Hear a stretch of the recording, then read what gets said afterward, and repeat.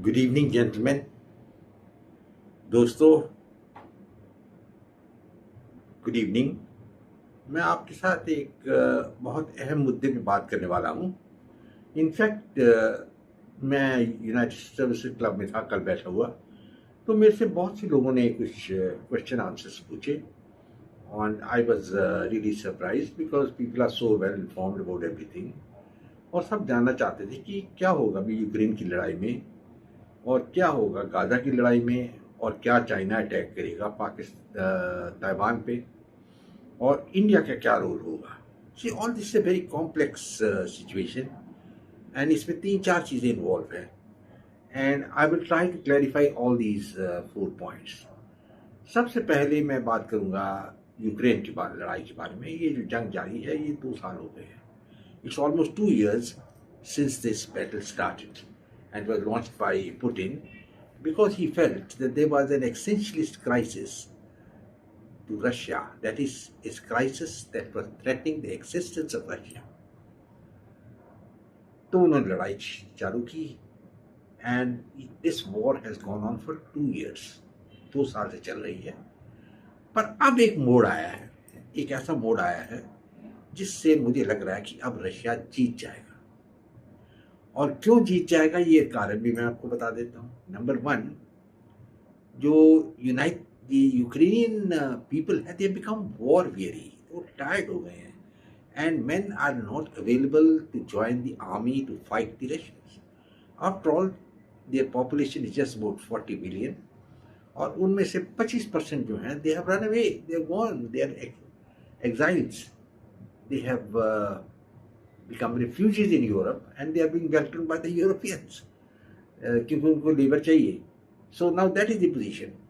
So men are not available to fight the battle. They are incorporating women also, but then the writing is on the wall. एक और major point ये भी है कि Americans जो हैं, I will say the Republicans ने जो सप्लाई कॉक था which goes the supply line from America to Ukraine of the weapons has been tightened. The Republicans are not in favor of giving weapons to Ukraine. और ये एक point है which must be kept in mind and net result ये हुआ है कि दी weapons are getting dried and Ukraine is not having the latest equipment to give battle to the Russians. ये एक पॉइंट देखिए। तो दोनों एड अप कर दीजिए and then it shows the Russians have the ascendancy and उन्होंने ज़बरदस्त attacks किए हैं, कुछ शहर भी ले लिए हैं एंड वो आगे रखते हैं। मेरी जो राय है, मेरे ख्याल रशिया तकरीबन 40% यूक्रेनियन टेरिटरी ले लेगा, 40%, और उसके बाद में यूक्रेन जो है तबाह हो जाएगा। एंड डोनाल्ड ट्रंप पावर में आ रहे हैं, there is no doubt about it in America, unless कोई चमत्कार हो जाए। And in that case, in case he wins, he's not in favor, he's a Republican. After all, the Republicans have stopped the supply of weaponry to Ukraine because they are in a majority in the Senate. And Biden के हाथ बंधे हुए हैं, Biden की popularity लो है, and if Trump comes up, so there is a chance that the Russians will carry the day. And इसका आगे कुछ नहीं होने वाला है एंड सिचुएशन को चलती रहेगी। कुछ 40% टेरिटरी रशिया के हाथ में आ जाएगा and Ukraine will not be made a member of NATO, let me be very clear on that. And फिर उस वक्त लोग सोचेंगे भाई ये लड़ाई करने का मकसद क्या था, नेटो एक्सपैंड करने का क्या मकसद था, what is the meaning of expanding NATO to Ukraine, it is meaningless. अगर आइए आप गाजा स्ट्रिप की लड़ाई पे, जैसे मैंने आपको बता दिया कि Russians are on the ascendant and they are going to win in Ukraine, पर गाजा में उल्टा होने वाला है। I don't think Israel can destroy Hamas completely. और याद रखिए कि 2005 तक जो इजरायलीज थे, they were maintaining troops inside Gaza, और उस वक्त I think Sharon prime minister बने, ही वाज अ होप, तो ही सेड भी हम सब अपने विड्रॉ कर लेंगे ट्रूप्स वगैरह, सेटलमेंट्स वगैरह गाजा से, let the Gazas screw themselves and become an open air jail or something like that. That was a big mistake. और इनको टाइम मिल गया 15-20 साल हमास को to make all those underground tunnels and then they launched that massive attack 10,000 rockets के साथ. And fact remains कि जो उनका लीडर है मिस्टर सिन वो अभी तक पकड़ा नहीं गया, and he is inside Gaza. लड़ाई वहाँ कई महीनों से चल रही है, एंड अब इजराइलीज आर मूविंग फॉरवर्ड. आप पर एरिया देखिए कितना है, वेरी स्मॉल एरिया. ये 30 माइल्स तकरीबन वाइड है, 11 माइल विड्थ है उसकी. Is hardly an area, and but the fact is Israelis ने उसको सबड्यू नहीं कर सके. और मेरी राय है कि ये are not going to have a decisive victory in Gaza, and probably Israeli को पता भी चल रहा है कि ये है. हालांकि इजराइल का सीक्रेट सपोर्ट बहुत है. Now I tell you what I mean by this. America is of course supporting them openly, but even the monarchies of the Middle East, that is like Saudi Arabia and UAE and even Egypt and Jordan, they are not really keen that Hamas should win. ये मेरी अपनी assessment है. Because in case Hamas wins and Israel is defeated, तो ये जो countries के मैंने नाम लिए हैं, they will have to just start praying for their very existence. Because Hamas is another face of the ISIS, Daesh and Al-Qaeda. उनके साथ उनके ताल्लुकात बहुत अच्छे हैं, and they are likely to go after these monarchies and governments which they feel are pro-American. Hamas is also backed by Turkey and by Iran. So a clear-cut battle line drawn है, and it is going to be very difficult for Israel to get total victory. May be 6 महीने साल और लड़ाई चलती रहेगी, and Israel may have the upper hand. पर जिस तरीके से इसराइल चाहता है कि Hamas should be crushed, that is not going to happen. Hamas will probably like the a hydra, that ancient dragon which had a dozen heads, will come up again in some other form. And Hezbollah is also there in Israel, in Syria, and they are also creating the problems for Israel. So Israel is having a hard time. और open support उनका सिर्फ America का है. Europe जो है, मैंने पहले भी आपको बता चुका हूँ कि they have had A under current of anti Semitism for the last 2000 years. And this is not something that only Hitler came and killed the Jews. The Jews were having a tough time every time, even when the Tsars were ruling, or they were rulers in Italy and other places, because the character of a Jew is that of a bloodthirsty person that was created. And William Shakespeare in his play has created a character, Shylock, who wants his pound of flesh, and he's not responsible that blood flows are low. So ये point आप याद रखिएगा. There is a feeling of anti-Semitism in Europe throughout, and Europeans अभी भी you see वो इधर उधर आवाजें कर रहे हैं, and they say have a ceasefire and all that, and forgetting कि जब हमास ने अटैक किया था तो किसी ने नहीं बोला ceasefire करो. They went and they killed about 1,500 Israelis and took about 300 to 400 hostages. Now that is also a known fact, and उनके साथ बहुत brutality की. And there are videos available where people were shouting, kill the men, capture the women. I mean, you can well imagine the sick mind of the Hamas fighters who were fighting at that time. And nobody at that time came out and said, have a ceasefire or something like that. Everybody was saying nothing. And Mahmoud Abbas, who's the prime minister of Gaza, was clapping. He said, yes, very good. And now he's under threat. He said, have a ceasefire. I mean, ceasefire करने का कोई फायदा नहीं है until unless Hamas is decimated. और ये मेरे ख्याल में बड़ी लंबी लड़ाई चलने वाली है. It is not something going to be sorted out tomorrow. Ukraine का तो सोल्यूशन हो जाएगा, I'm very sure about it, but it is not going to happen in Gaza. तो in the moment status quo सब ये है, and everything is in favor of Israel, but they are not winning. That's the crucial factor. And as I told you, the monarchies led by Saudi Arabia and all these people, they inwardly are looking for the fact that Hamas should be crushed. Let us see what happens. Now I come to the eastern part, and that is Taiwan. ना लोग बहुत मेरे से पूछ लें, भाई बताइए captain साहब, अ, क्या चाइना हम ताइवान पे हमला करेगा? My first answer to that question is no. China is never going to mount an attack on Taiwan. उसका कारण है, number one, they do not have amphibious capability to have a seaborne invasion of Taiwan. And उसका reason ये भी है कि उनके जो अपोज कर रहे हैं is the American seventh fleet with 2 aircraft carriers. और I am very sure about it कि as far as Taiwan is concerned, America is not going to throw the trouble, because ये एक स्ट्रेटेजिक एरिया है of great importance. It's springboard to China, and America will fight there, and they will thwart the Chinese. And Chinese know this. They don't have the firepower, and they don't have the capability. और एक और चीज बोलिए, the last time China fought a war was in 1979 against Vietnam. 44 years they have not fought a war other than doing exercises, and exercises are not a substitute for actual battle. तो ये बात आप याद रखिएगा. This is a very, very important point. Chinese army is not battle worthy. And even if they fight India, they're going to have a very tough time. So they are not going to provoke India also. They're going to fight India. They got a trade of $150 billion. And with America, they have a trade of $600 billion.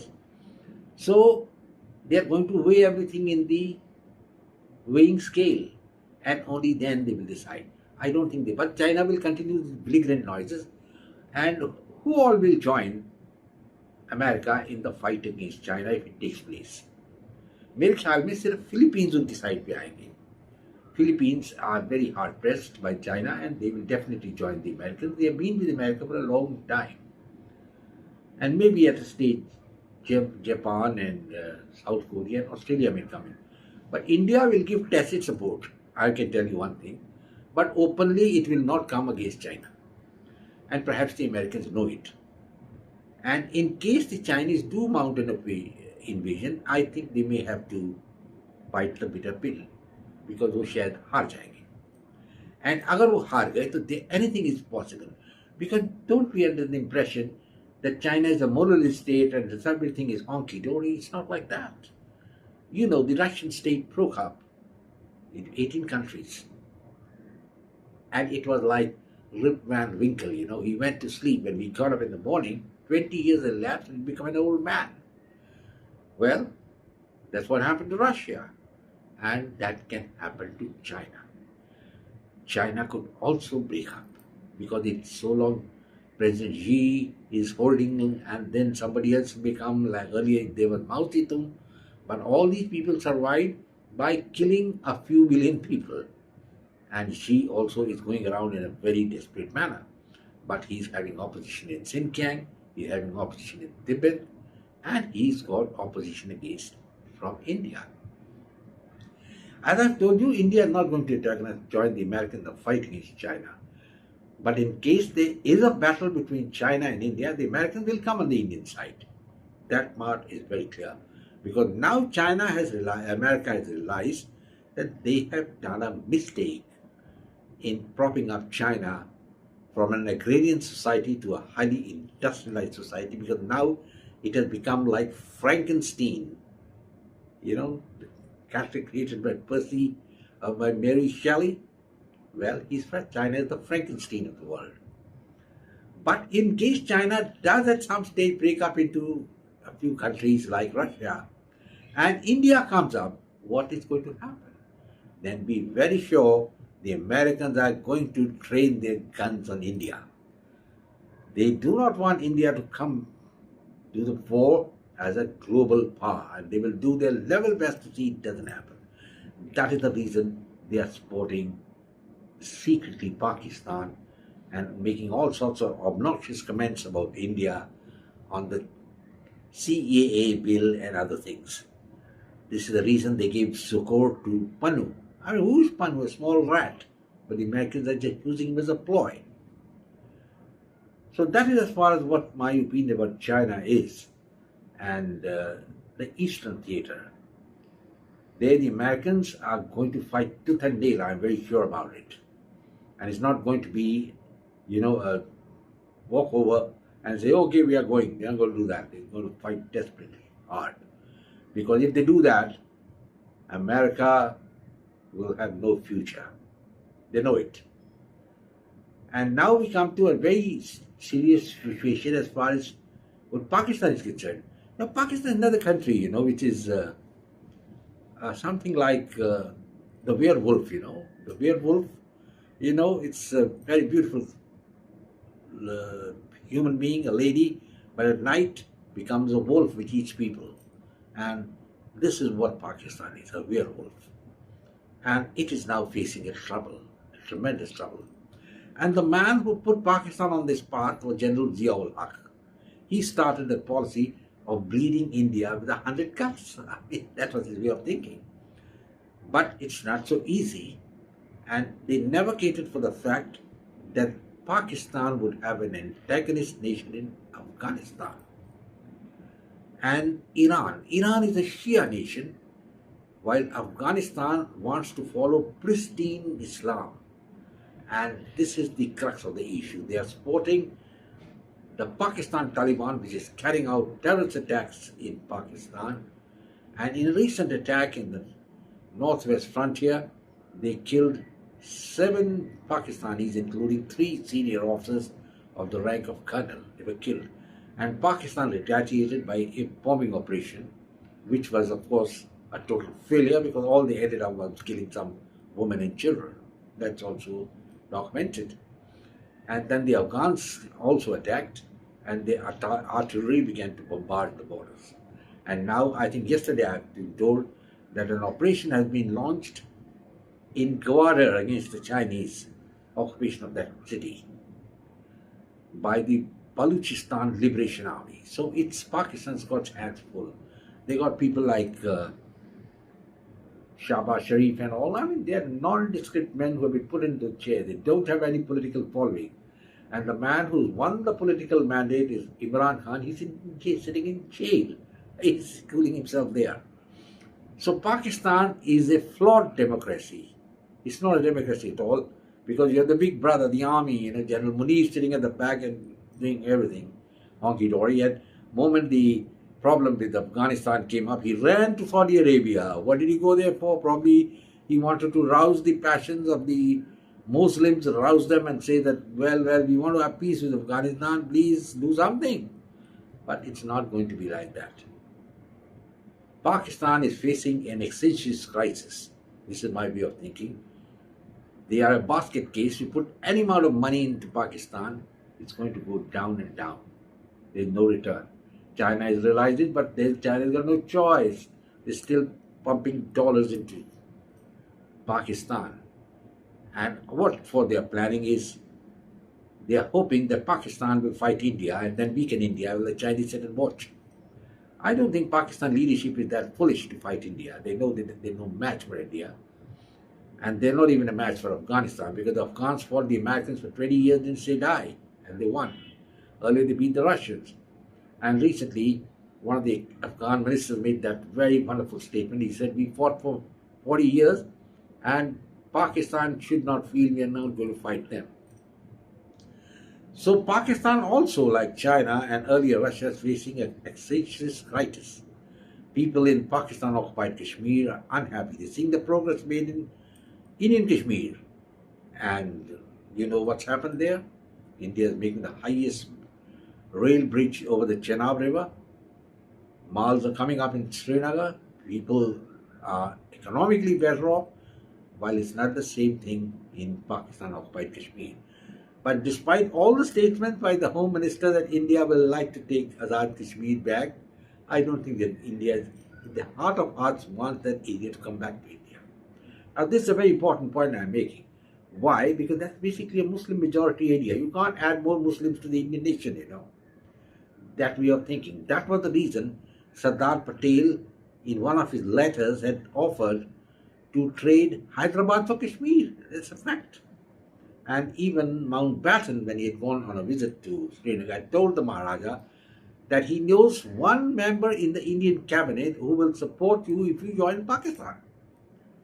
Well, so if you see the background, Patel didn't want a Muslim majority state in India, and that's the reason he was going slow on Kashmir, but Kashmir was not part of his mandate. Nehru was handling Kashmir. And of course, he mucked up everything. That's a different story now. We won't go into that. Now, what I'm concerned is about Pakistan occupied Kashmir. Probably it may become a semi independent entity or something, but I don't think the Indians are very keen to incorporate that territory with India. And so anybody who's talking about it is, I think, the reality. So, gentlemen, Pakistan is facing a consistent crisis, but at the same time, I don't think there is going to be a third world war. Now, that is another point. Despite all these hotspots, you see there is a pressure valve available where the pressure goes out. So, gentlemen, this is my assessment about the four major hotspots in the world, that is Ukraine, Gaza, Pakistan, Afghanistan, and the Taiwan and Eastern Pacific. Of course, America is getting weakened. That is a fact. And probably they have cooked their goose.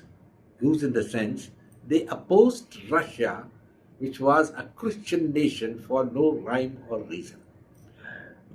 I have gone through the videos of John Mishimar, and he is one American who's got his finger in the pie. He knows what's going on.